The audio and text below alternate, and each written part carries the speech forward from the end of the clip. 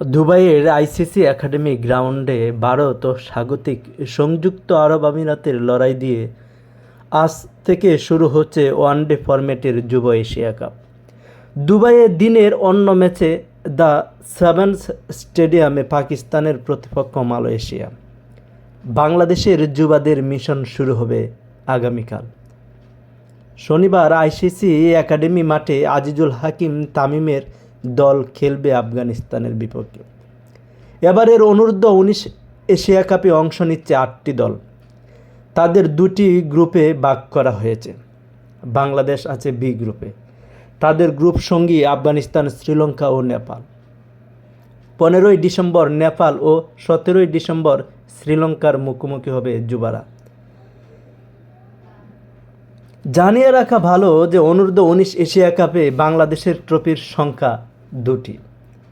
প্রতিযোগিতার গত 2 আসরেই যুবা টাইগাররা চ্যাম্পিয়ন হওয়ার গৌরব অর্জন করেছিল। 2023 সালে তারা আরব আমিরাতকে হারিয়েছিল।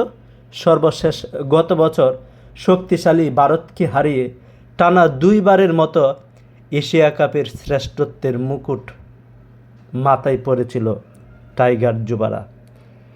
এবার হ্যাট্রিক শিরোপার হাতছানি বাংলাদেশের।